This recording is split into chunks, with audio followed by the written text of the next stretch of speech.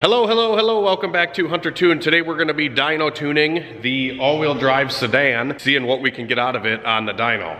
This is a built K24 engine with a Sidewinder manifold and a 3584 Pulsar turbo. Full exhaust. I don't know exactly what intercooler this thing is. Pretty wild car, and I wouldn't doubt if this is probably going to be the record for a Honda on my dyno. That's what I'm going to shoot for today.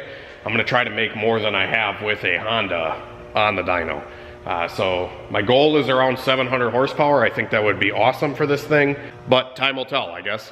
So I'm getting the car set up so we can get it on the dyno. One issue that the car had prior to me putting it on the lift right now is the battery was dead. So I had to remove the front bumper in order to get at the battery. So the battery in this car sits on this little pad right here with a tie down, and then here's the terminals for it, and there's the battery. This is one of the downsides to running a battery in the wheel well, where it's kind of exposed to the elements a little bit more than if it was up in the normal location. Just for time's sake, I'm just gonna put a different battery in here because I have one at the shop charged up and ready to go. So we're just gonna throw that in and then probably just put it on the dyno without the bumper on it. Just so if I need to access the battery or anything, or if an intercooler piping coupler comes off or something like that, it's a little bit easier than having to take the entire bumper off while it's on the dyno.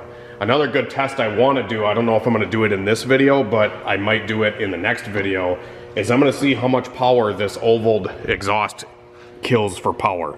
So it does have a V-band right here that I could remove, and I could bypass the full exhaust and just run an open downpipe.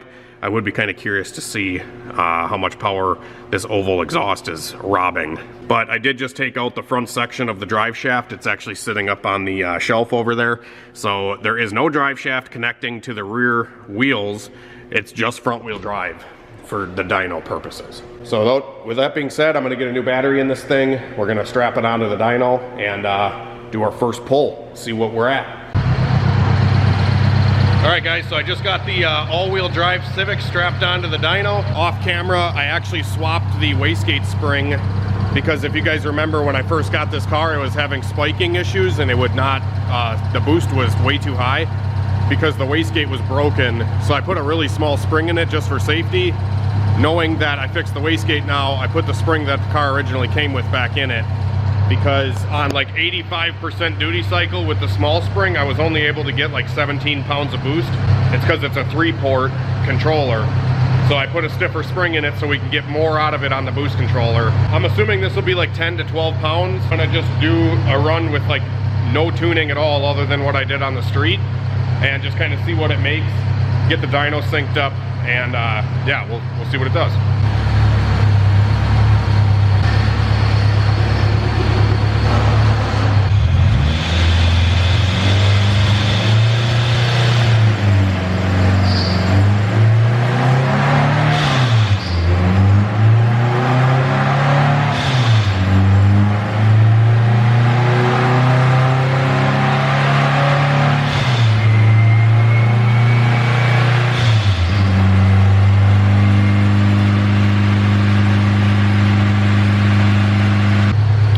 Have one cooling fan plugged into this thing right now and it just won't warm up. It's only like 128 degrees. It's like 40 outside and probably like 55 or 60 in the shop, but this thing just won't warm up. That's why I don't have a fan in front of it, because the motor won't even get up to temperature. So I'm probably going to unplug the cooling fan just so the thing can get up to temp.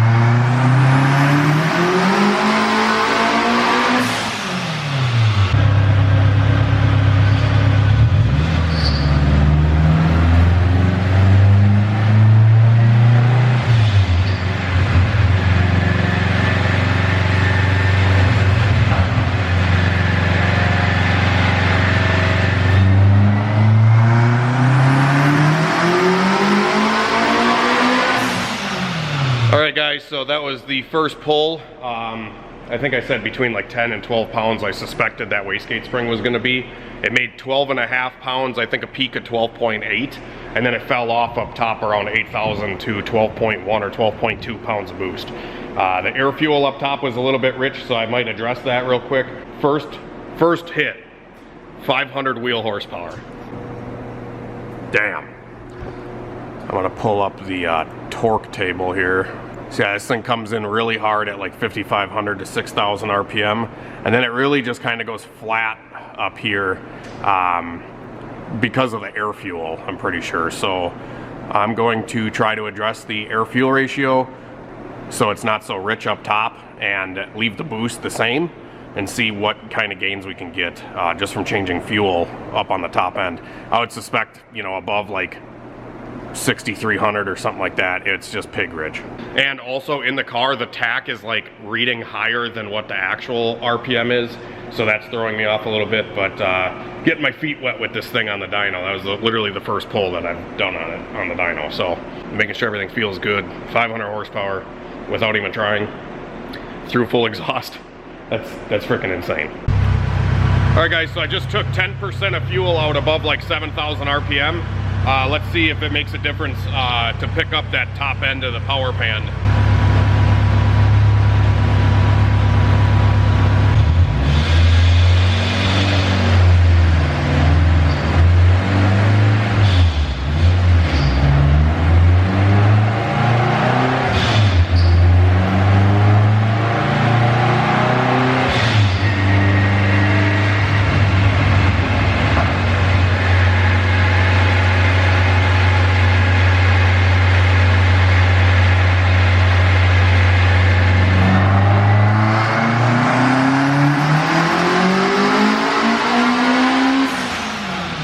Air fuel was much better that time, but down low there's an ignition jump once it hits VTEC, so I probably could put some ignition in it below, you know, 4,500 to help spunk it up a little faster, but I'm mainly just focusing on other power stuff right now. But yeah, that made a big difference. 21 horsepower we just picked up by adjusting fuel. The boost is still the same, around 12.5 pounds.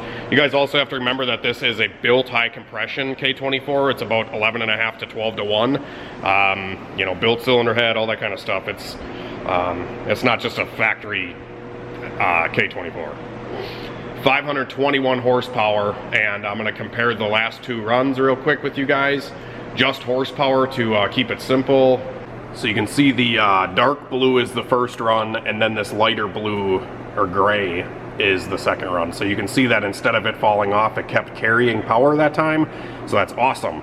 It did lose a little bit of power right here. I'm not exactly sure why. I don't have a wideband logging. I'm just watching the gauge. So I'll have to maybe double check that spot out. It's a lot smoother of a curve now for sure. Also too, the car, I think on like the first hit, it spun. So traction might be an issue too. That might be why we have a smoother curve on the second one. Maybe that first blue line, it was spinning. It's really hard to tell with something like this, like how bad it's spinning. But the first initial pass that I made, it was definitely spinning. I felt like the clutch slipped because it just went. All right, so here's the data log from that last 520 horsepower pull. You can see I revved it to about 8,000 RPM. Right about there is where I lifted, maybe 8,100 or something. 119 miles an hour, 12.1 pounds of boost, 18 degrees of ignition timing, 47% duty cycle.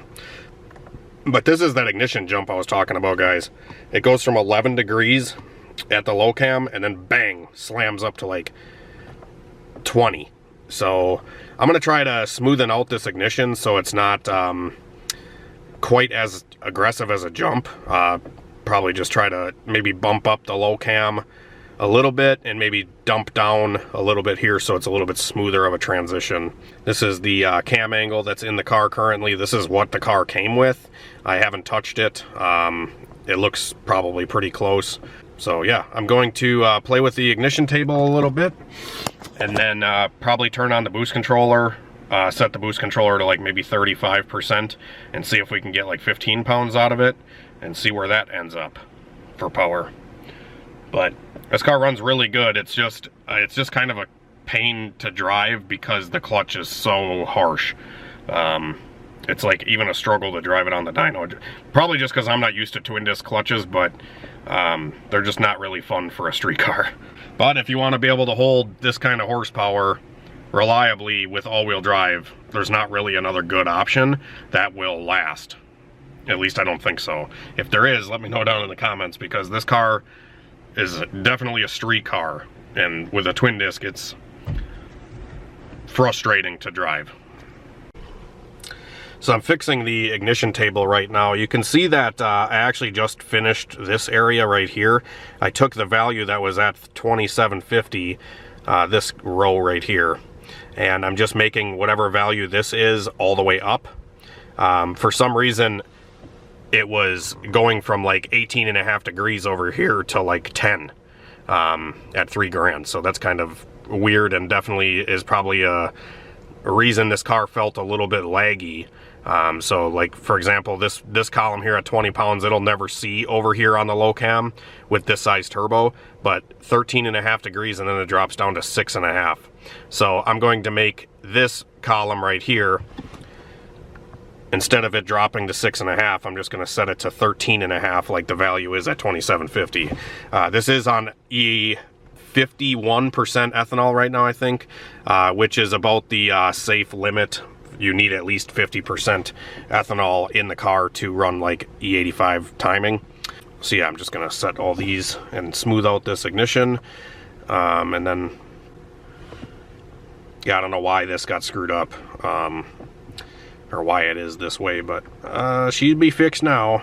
And that timing ramp, I'll show you guys on the next log, should look a lot better. The VTEC side timing looks great. So now I just went in here and I'm doing fixed duty cycle. I'm gonna set the fixed duty cycle at 35% right there. It was at 0. So hopefully this gives us a little bit more boost.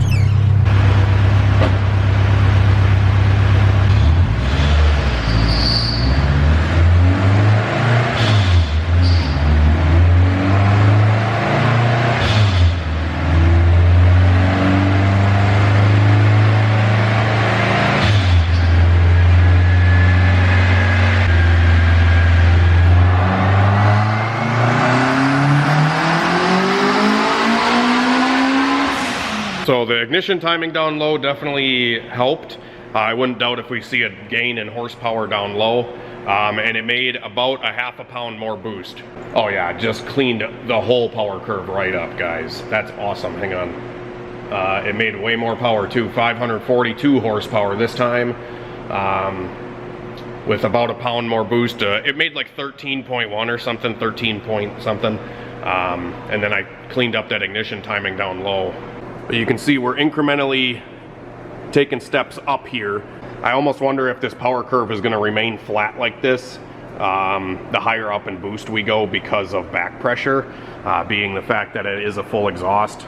And for the next video, I'll probably be doing a video unhooking the exhaust to see if the exhaust is a restriction on this thing. But 542 horsepower, like not even sneezing. So I'm just gonna turn the controller up to like 50% this time. Hopefully we make more than just another pound of boost. Hopefully we make like another 4 pounds of boost. That'd be great. So let's see what happens.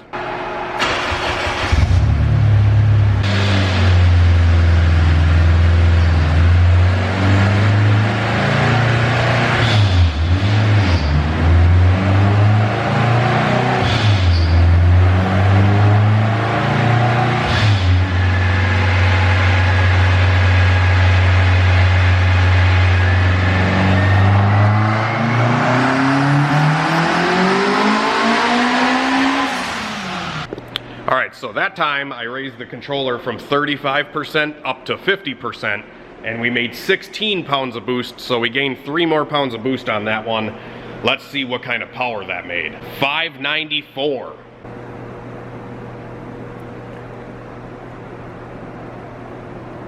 So we're going up and up and up. Almost 600 horsepower, guys. The tune is looking good. Everything seems to be working flawlessly. I did spit a little bit of coolant out of the overflow here. but not enough to really write home about. I might turn the ignition timing down just a smidge, because it was like 16 pounds. Let's look at the log. So I almost got this ignition timing smooth. You can see there's a lot less of a jump now, so I'm gonna have to adjust this area still to get the ignition timing a little bit smoother, but that was 18 degrees of timing way up top on 16 pounds of boost, so a little bit spicy, not gonna lie. So we might just trickle this timing down a little bit, because they're not really pulling any timing after like 15 pounds. They're kind of just leaving it. You can see at 20 pounds is only 1 degree less at 25 pounds. So I might pull some out just to be safe. All right guys, so I just did 70% on the duty cycle and 2 degrees less on the ignition timing, and I pulled like 2.5 degrees at the lower RPM of VTEC, so hopefully that timing ramp will be even better. Come on, let's make 600 horsepower.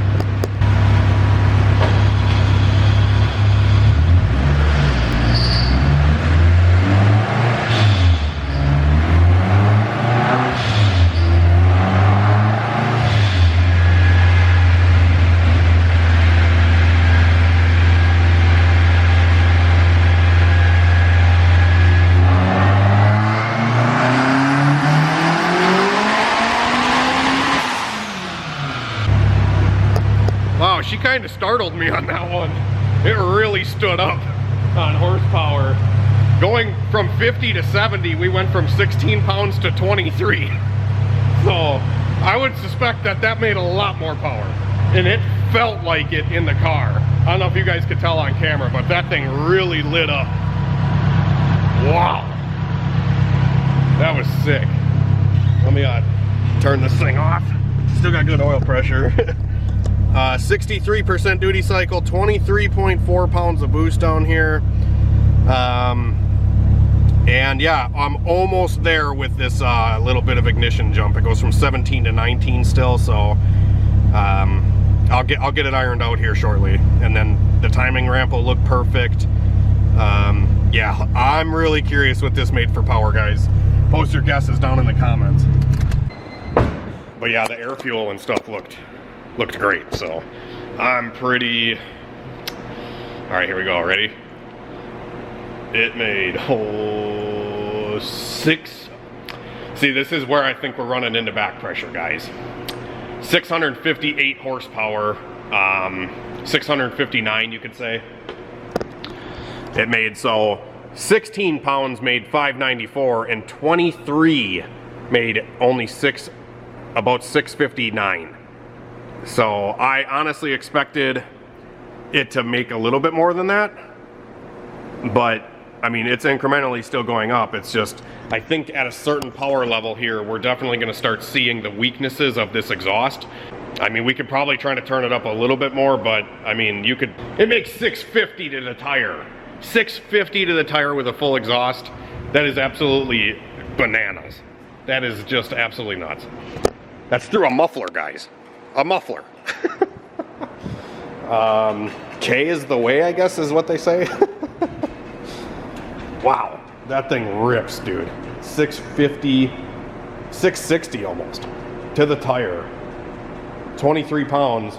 I'd almost want to turn it down and see how much power it loses.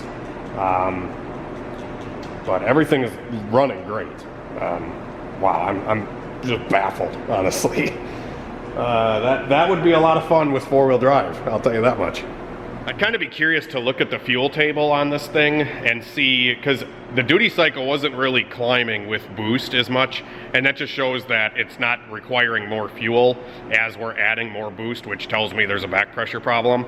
And yes, obviously at a certain boost level with a full exhaust like this, I told you guys in the beginning, this will become an issue at some point. I don't really know how much more I want to push it with the full exhaust. I would rather do more high power tuning with an exhaust that doesn't have as much restriction. So just like even unbolting where the oval exhaust starts on the car, I think would be extremely helpful. And I bet you we would see 700 horsepower on this same tune, maybe with more fuel because it's actually going to need it. up top. So just food for thought. That's going to do it for this video, guys, and it was pretty cool dynoing this all-wheel drive Civic. There's definitely more to come with it. I've been thinking about possibly selling this car just because I have like a bunch of other cars that I probably should focus on, and this one, me not 100% building it, just doesn't really sit right with me. But it is cool to try to make it better and aim up. And aiming up reminds me of a Bible verse that I want to share with you guys. This is a Google translation, but I like it, and I wanted to share with you guys. It's 2 Corinthians 13, 11 through 14. It says, "Finally, brothers, goodbye. Aim for perfection. Listen to my appeal. Be of one mind. Live in peace, and the God of love and peace will be with you." So thanks for watching. Have a great night and a better tomorrow, guys. God bless, and we'll see you in the next video.